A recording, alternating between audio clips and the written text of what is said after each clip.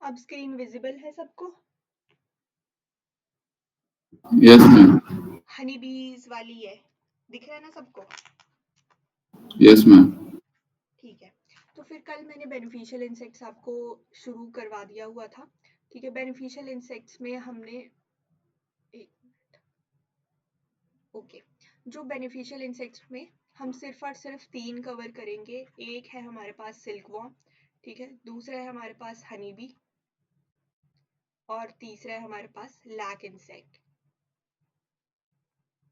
तो मैंने शुरू करवाया था आपको हनी बी और आज हम हनी बी ही करेंगे।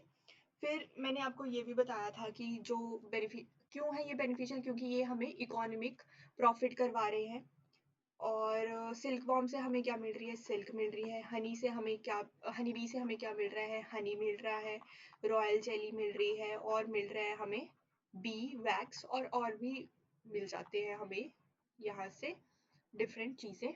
फिर लैक इंसेक्ट से हमें मिलती है जैसे डाइज हो गया, वार्निशेस हो गया या पॉलिशेस हो गया, ठीक है, ये सब मिल जाते हैं। और अदर कुछ जो इंसेक्ट्स हैं, जो इंसेक्ट है, हम इंसेक्ट को एज अ मेडिसिन भी ले सकते हैं। मेडिसिन किस किस चीज में ले सकते हैं हम? या तो रूमेटिज्म में, ठीक है, एज अ मेडिसिन कौन? हनी बी का जो स्टिंग होता है, it is very useful in treating rheumatism as well as arthritis. ठीक है, हनी बी का स्टिंग कौन, स्टिंग किस में होता है? सिर्फ और सिर्फ वर्कर हनी बी में स्टिंग देखने को मिलता है। ठीक है, एज अ मेडिसिन हो गया। फिर दूसरा हो गया एज अ फूड। ठीक है, अगर हम इंसेक्ट को एज अ फूड ले रहे हैं, कौन कौन ले सकता है? या तो ह्यूमन ले सकता है या तो कोई एनिमल ले सकता है। ठीक है, एनिमल में जैसे कि जो, अगर हम एक्वेटिक लाइफ की बात करें तो फिश जो है वो किसके ऊपर फीड करती है? एक्वेटिक इंसेक्ट्स के ऊपर फीड करेगी। ठीक है, और जो ह्यूमन है, ह्यूमन क्या क्या खा सकता है? ग्रास हॉपर खा लेगा वो, ठीक है, और क्या खा सकता है? टर्माइट्स, दीमक भी खा लेगा वो, एंड प्यूपे ऑफ मॉथ्स भी खा लेगा। ठीक है, फिर आ जाता है मेडिसिन हो गया, फूड हो गया, ऑर्नामेंट्स। ठीक है, ऑर्नामेंट्स में क्या है कि जो ज्वेल बीटल्स होते हैं, ठीक है, इसको एज अ नेकलेस हम वेयर कर सकते हैं। And some have hobby of insect collection. तो इस तरह से जो इंसेक्ट्स हैं वो हमारे एंटरटेनर हो गए। ठीक है, और फिर इंसेक्ट जो है वो साइंटिफिक रिसर्च में भी हमारी हेल्प करती है। साइंटिफिक रिसर्च में सबसे ज्यादा जो 2 इंसेक्ट इंपॉर्टेंट है, एक है ड्रोसोफिला और दूसरा है मस्कीटो। ठीक है, इतना बताया था। चलो अब हनी बी के बारे में हम स्टार्ट कर देते हैं। ओके, तो हनी बी जो है उसकी फैमिली है एपिडी।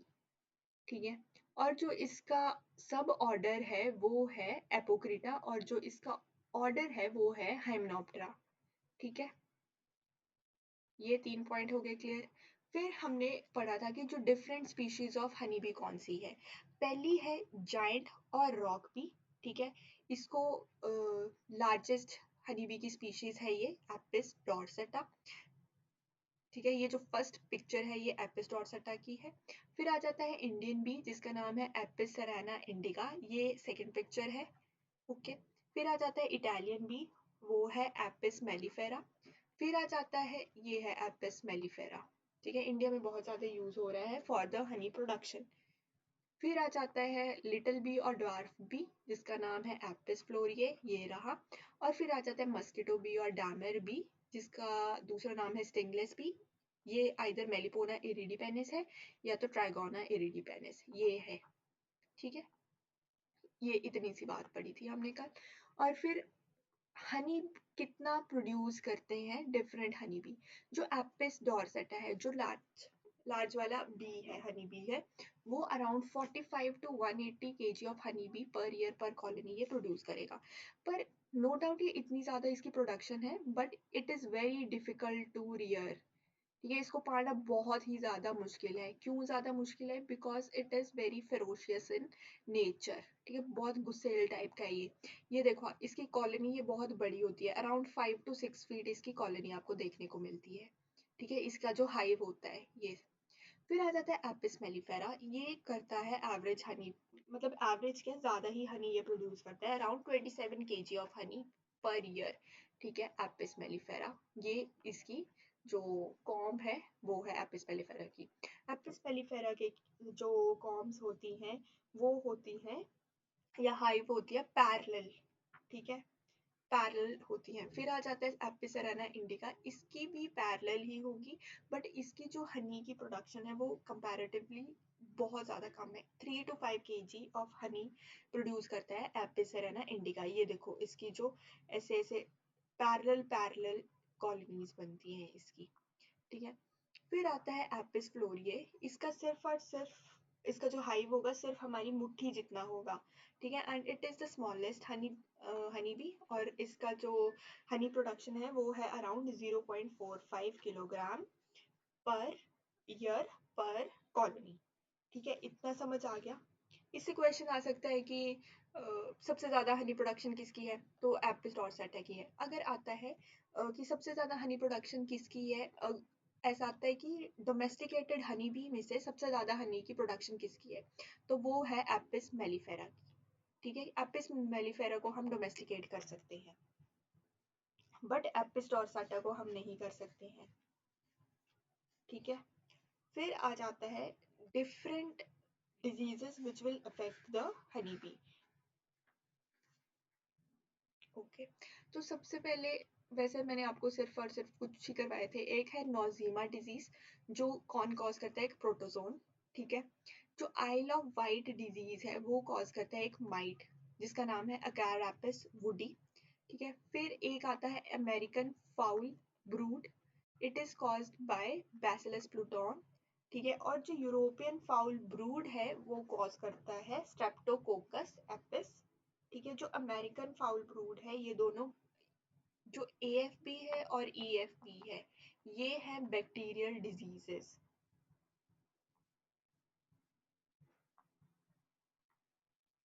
ठीक है, फिर आता है आपका चौक, जिसमें भी ब्रूड ब्रूड लगा होता है ना डिजीज में, वो समझ लो वो हनी बी का कोई डिजीज है।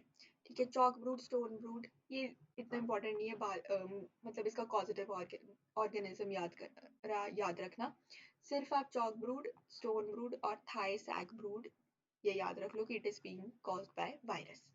ठीक है, अब आता है कि कौन से इंसेक्ट पेस्ट इफेक्ट करते हैं हनी बी कॉलोनी को। सबसे ज़्यादा इंपॉर्टेंट है ग्रेटर वैक्स मॉथ, जिसका नाम है गैलेरिया मेलोनेला। ये आप इसकी फोटो देख सकते हो। ये जो ग्रेटर वैक्स मॉथ है इसका जो लार्वल स्टेज है वो बहुत डिस्ट्रक्टिव है, और वो हनी के ऊपर, जो हनी के जो यंग वंस हैं उसके ऊपर फीड करेगा। फिर आ जाता है लेसर वैक्स मॉथ, एक्लोया ग्रिसेला। फिर आ जाता है येलो बैंडेड हॉर्नेट, ये देखो ये है येलो बैंडेड हॉर्नेट, आप देख सकते हो येलो कलर का इसका बैंड है, इसका नाम है येलो बैंडेड हॉर्नेट और इसका नाम है वेस्पा सिंस्टा। ठीक है, फिर आ जाता है बी हंटर वॉस्प। ठीक है, वैक्स बीटल आ गया, और आ गया बी ईटर, ये इंपॉर्टेंट है बी ईटर। बी ईटर है मेरोप्स ओरिएंटालिस, ये एक बर्ड है जो बीज के ऊपर फीड करेगी। अब कुछ पॉइंट्स टू रिमेम्बर याद रख लेते हैं। ठीक है, ओके, कौन सी species of Honey bees are not fully domesticated. ठीक है, एक तो रॉक बी मतलब एपिस डॉर्सेटा, और एक आता है लिटिल बी, इसको हम डोमेस्टिकेट नहीं कर सकते हैं। अब आ जाते हैं the species of honey B which is fully domesticated. एक आ गया एपिसेराना वाली आ गई, और एक आ गया इटालियन बी वाली आ गई। ठीक है, और हाँ, और जो, हाँ, डैमर बीज को भी हम डोमेस्टिकेट कर सकते हैं। अब आ जाता है 4 true species of honey bee, Apis dorsata, cerana indica, Apis florea and Apis mellifera, ये ऑलरेडी किया हुआ है। ओके, अब कल मैंने बताया था कि जो हनी बी है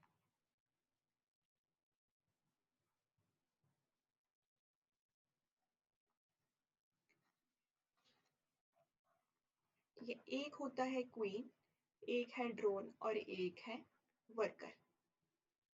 ठीक है, अब देखो एग आ गया, एग में आया फर्टिलाइज्ड और एक आता है अनफर्टिलाइज्ड एग। अनफर्टिलाइज्ड एग से सीधा ड्रोन बनता है, ठीक है, और फर्टिलाइज्ड एग से वर्कर और क्वीन बनेंगे, ठीक है। क्वीन कैसे बनती है? अगर हमने वर्कर को heavy feeding plus royal jelly खाने को दी है तो जो वर्कर है it will be converted into queen, और वर्कर को हमने लाइट फीडिंग करवाई है तो ये वर्कर रह गई, ठीक है। बस इतना सा याद रखना है आपको। ओके, अब ये देखो अनफर्टिलाइज्ड एग सीधा मेल बनाएंगे, मेल जो है वो ड्रॉन है, ठीक है, और जो फर्टिलाइज्ड एग है या तो वो वर्कर बनाएगी या तो वो क्वीन बनाएगी, ठीक है। वैसे तो वर्कर ही बनाएगी, वर्कर से ही आगे चल के क्वीन बनती है। Okay, the substance on which workers feed it will develop into queen, और कौन सा सब्सटेंस जो वर्कर खाएगा जिसकी वजह से वो क्वीन बनेगी, वो है रॉयल जेली, ठीक है। ओके, अब इसमें क्वीन का क्या फंक्शन होता है? क्वीन का फंक्शन होता है एग लेइंग का, और जो टोटल वर्कर का लाइफ स्पैन होता है वो होता है 6 वीक्स, मतलब कि 1.5 मंथ, ठीक है। अब जो duration taken by worker bee in the development from egg to adult is 21 days, ठीक है। जो वर्कर का एग है वो एडल्ट बनेगा अराउंड 21 डेज में, ठीक है। और जो ड्रोन का जो एग है वो कितना टाइम लेगा? अराउंड 24 डेज लेगा एडल्ट बनने के लिए, ठीक है। Egg to adult in case of worker is 21 days, और in case of drone it is 24 days. तो ड्रोन जो है वो 3 दिन ज्यादा लेगा, ठीक है। अब जो क्वीन के जो सेल्स होते हैं वो कहाँ पे लोकेट होंगे? At the bottom edge of the hive, सबसे नीचे आपको क्वीन सेल्स लोकेट होंगे, जबकि जो वर्कर और ड्रोन सेल्स हैं वो हमेशा सरफेस ऑफ द हाइव में आपको देखने को मिलेंगे, ठीक है। जो अब ये भी आ सकता है the shape of queen cells it is irregular, और वर्कर और ड्रोन की हेक्सागोनल शेप होगी, ठीक है। Okay, in hive cells cap with flat cap indicate workers, ठीक है। अगर आपने सेल्स में फ्लैट कैप देखने को मिल रही है तो वो है वर्कर, ठीक है। और अगर आपको convex with a central hole दिख रहा है तो वो किसके हाइव के सेल्स हैं? वो है ड्रोन के, ठीक है। ड्रोन सेल्स जो है वो है convex with a central hole, और जो वर्कर के हैं वो फ्लैट हैं, ठीक है। अब एक टर्म आती है सुपर सीजर। सुपर सीजर क्या होती है? जब क्वीन जो होती है वो बूढ़ी हो जाती है या फिर उसके पास पावर नहीं रहती है फॉर द एग लेइंग, ठीक है, तो उस वाली क्वीन को वर्कर से रिप्लेस कर देते हैं, उसको बोलते हैं सुपर सीजर। क्या मतलब हुआ इसका? जब egg laying capacity of the old queen is lost, या तो वो मर जाती है और she dies, a new or young vigorous queen takes her place, this is known as supersedure, ठीक है। मतलब कि रिप्लेसमेंट है ये, one queen will replace the other, ठीक है। और जो क्वीन कैसे बनी होगी? वर्कर को अगर हमने हेवी फीडिंग कराई होगी तो वो क्वीन बन जाती है, ठीक है। सुपर सीजर में क्या होगा? अगर क्वीन बुढ़ी हो गई है या उसके पास पावर नहीं रही है एग लेइंग की, तो it will be replaced by new and young vigorous queen, that is known as supersedure. समझ आई?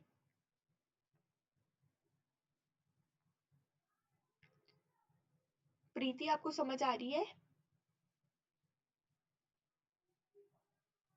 Yes, ma'am. ठीक है। अब एक टर्म आती है एब्सकॉन्डिंग। एब्सकॉन्डिंग में क्या होता है कि जैसे मान लो कि ये हाइव है, ठीक है, रेक्टेंगुलर शेप का है, तो क्या होगा कि जब अनफेवरेबल वेदर कंडीशंस आएंगी तो फिर हनी भी यहीं थोड़ी ना मरने के लिए रहेगा, ठीक है। मरने के लिए नहीं यहाँ पे रहेगा, वो क्या करेगा? अपने आप को शिफ्ट करेगा दूसरी लोकेशन में, ठीक है। इसको बोलेंगे हम एब्सकॉन्डिंग। जब ये एक ऐसा फिनोमिना है जब पूरी की पूरी colony it will migrate to another place, ठीक है। क्यों करेगी माइग्रेट? या तो अनफेवरेबल वेदर कंडीशन हो गया या तो खाने की कमी होगी, ठीक है, तो वो दूसरी प्लेस में शिफ्ट हो जाएंगे, उसको बोलेंगे एब्सकॉन्डिंग। एब्सकॉन्डिंग मतलब कि ट्रांसफर हो गई, ठीक है, पूरी की पूरी कॉलोनी की दूसरी जगह, ठीक है, उसको बोल दिया हमने एब्सकॉन्डिंग। और क्यों हुई है इसे? अगर अनफेवरेबल वेदर कंडीशन आ गई या तो शॉर्टेज ऑफ फूड आ गई तो एब्सकॉन्डिंग हो गई। ओके, अब क्या होता है, एक टर्म आती है स्वॉर्मिंग। इसमें क्या होता है कि process of leaving of colony by queen, it is termed as swarming. कि मतलब जब क्वीन जो है वो कॉलोनी को लेके दूसरी जगह जाती है तो उसको बोलते हैं हम स्वॉर्मिंग। ठीक है, यहाँ पे कोई शॉर्टेज ऑफ फूड नहीं हो रही है, कोई कुछ नहीं हो रहा है, ये अपनी मर्जी से दूसरी जगह जाते हैं, that is known as swarming. Absconding में क्या होता है, अगर शॉर्टेज ऑफ फूड है या वेदर कंडीशंस खराब है तो ये दूसरी जगह जाते हैं, उसको बोल दिया हमने एब्सकॉन्डिंग। और जो स्वॉर्मिंग है वो अपनी मर्जी से जाएंगे, ठीक है, न्यू प्लेस में, उसको बोल दिया हमने स्वॉर्मिंग। अब जो हनी होता है वो होता है अपर पोर्शन ऑफ कॉम में। ठीक है, अपर पोर्शन ऑफ hive या upper portion of comb, it is mainly intended for storage of honey and pollen. और जो लोअर पोर्शन होता है उधर होती है ब्रूड की रेयरिंग, ब्रूड मतलब कि यंग वंस। ठीक है, अब एक टर्म आती है क्वीन एक्सक्लूडर। क्वीन एक्सक्लूडर ऐसा पार्ट होता है हाइव का, ठीक है, जहाँ पे सिर्फ और सिर्फ परमिट होते हैं वर्कर्स, ठीक है, बट क्वीन वहां से पास नहीं होती है। ठीक है, क्या होता है queen excluder, it is the part of hive rearing that readily permits the workers to pass but keeps back the queen in the brood chamber। ठीक है, क्वीन एक्सक्लूडर में सिर्फ और सिर्फ वर्कर पास करेंगे, क्वीन नहीं होगी। ठीक है, ओके। अब जो हाइमेनॉप्टर है उसमें एक कैरेक्टरिस्टिक फीचर होता है प्रोपोडियम का, जो मैंने आपको पहले भी बताया। जब फर्स्ट एब्डोमिनल सेगमेंट वो फ्यूज हो जाता है मेटाथोरक्स से, उसको बोलते हैं प्रोपोडियम। ठीक है, हेड, थोरिक्स एंड एब्डोमेन। जब एब्डोमेन का पहला वाला segment it will fuse with the thorax, ठीक है, ये दोनों एक हो गए, इसको बोल दिया जाता है प्रोपोडियम। ठीक है, and the portion of abdomen beyond the secured abdominal segment is known as waist। ये वाला जो पोर्शन आ गया इसको हमने बोल दिया है कि ये वेस्ट है। और जो माउथ पार्ट्स होते हैं वो हनी बी के वो होते हैं chewing and lapping type of mouth parts. ठीक है, अब जो हनी बी, जो वर्कर बी का माउथ पार्ट है जो हेल्प करता है पोलन इंजेक्शन में और वैक्स होल्डिंग या वैक्स मोल्डिंग में, वो होता है मैंडिबल। ठीक है, अब the mouth part is also known as the flabellum और बुटॉन इज ग्लोसा।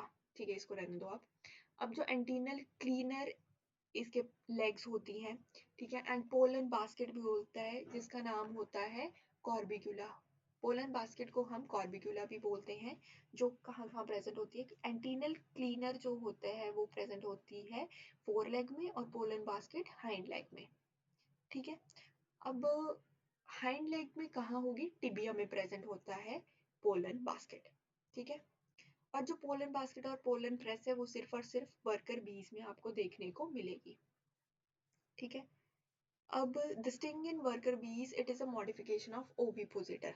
ठीक है, ओविपोजिटर किसके लिए यूज होता है, एग लेइंग के लिए, पर एग लेइंग का काम कौन कर रहा है, क्वीन कर रही है। तो ये जो वर्कर्स में ओविपोजिटर ये बन गया है स्टिंग। ठीक है, अगर हम किसी बी को छेड़ते वगैरह हैं तो फिर ये स्टिंग जो है वो इंजेक्ट कर देती है बॉडी में।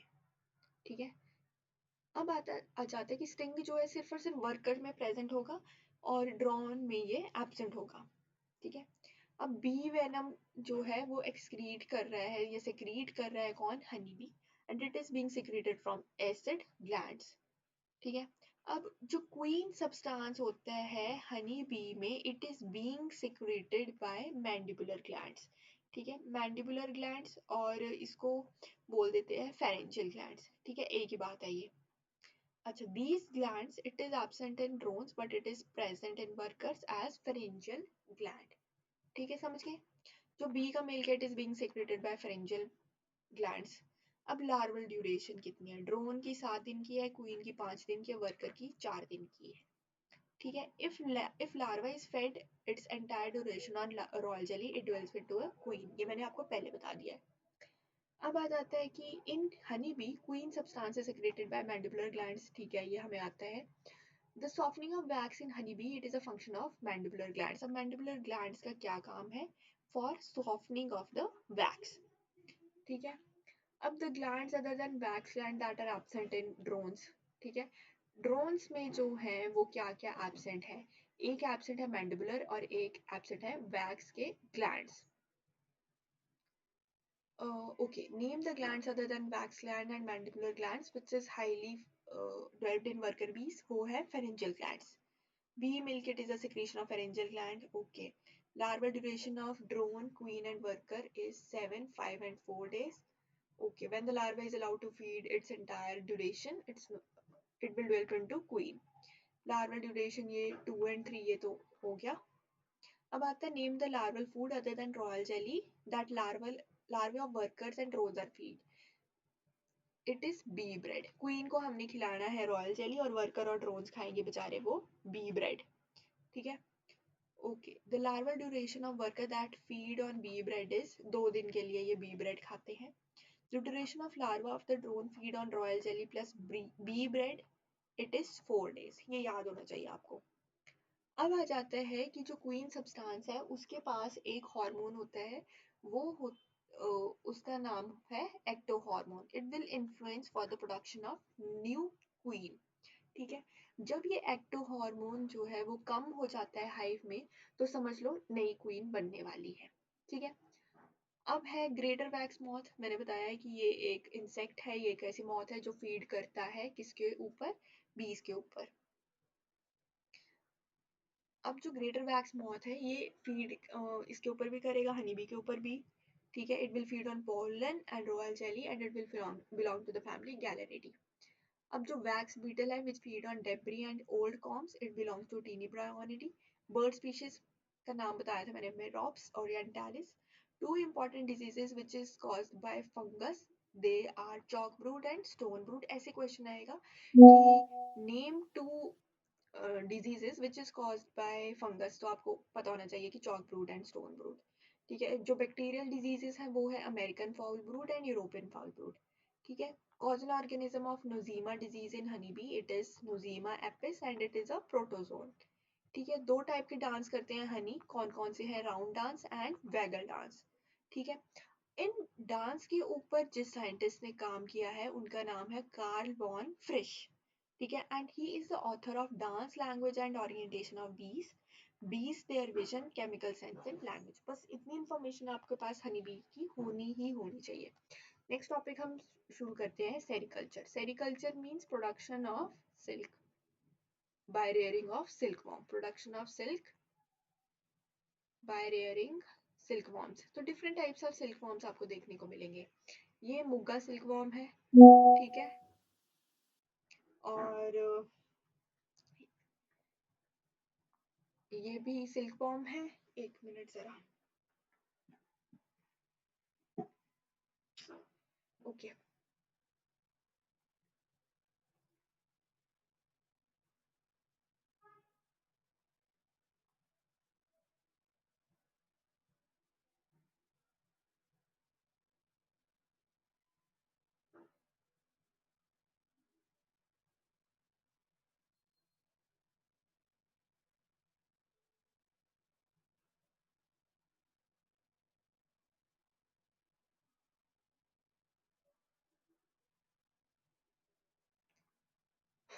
ओके, आपको मैं ना सिल्क के बारे में थोड़ा ऊपर ऊपर से बता देती हूँ। जो सिल्क वॉर्म है उसमें हमें देखने को मिलेंगे different types of silk worm की स्पीशीज, ठीक है। जैसे कि मलबरी सिल्क वॉर्म हो गया। मलबरी सिल्क वॉर्म मतलब which will feed on the leaves of mulberry, ठीक है। जैसे ये वाला है आपका मलबरी सिल्क वॉर्म, ये वाला है आपका तस्सर सिल्क वॉर्म, और ये वाला है आपका मुगा सिल्क वॉर्म, ठीक है। वैसे ही एरी सिल्क वॉर्म है, ठीक है। ट्रॉपिकल तस्सर सिल्क वॉर्म है, ठीक है। चाइनीज तस्सर सिल्क वॉर्म है, टेम्परेट तस्सर सिल्क वॉर्म है। डिफरेंट डिफरेंट के आपको देखने को मिलेंगे, ठीक है। अब ये जो सिल्क वॉर्म है ये डिस्कवर हुआ था अराउंड 2640 बीसी, बहुत ज्यादा साल पहले ये डिस्कवर हो चुके हैं। और फर्स्ट कंट्री जिसको सिल्क के बारे में पता लगा है वो है चाइना एंड देन कोरिया, ठीक है। जो sericulture it is being derived from French word seres मतलब सिल्क एंड कल्चर मतलब रेसिंग। अब ये जो सिल्क है ये होता क्या है, ये एक नेचुरल फाइबर है विच या तो natural fibre from the saliva secreted by the silk worm. ठीक है। जो मलबरी सिल्क है ये वाली जो सिल्क है ये 95% of the total silk produced in India है। ठीक है। इंडिया में ये सबसे ज्यादा होती है प्रोड्यूस, और जो चाइना है वहां पे ओक तसर आपको ज्यादा देखने को मिलेगी। ठीक है। आज के लिए बस इतना ही, कल हम कंटिन्यू करते हैं। ओके। कर दी मैंने क्रॉस।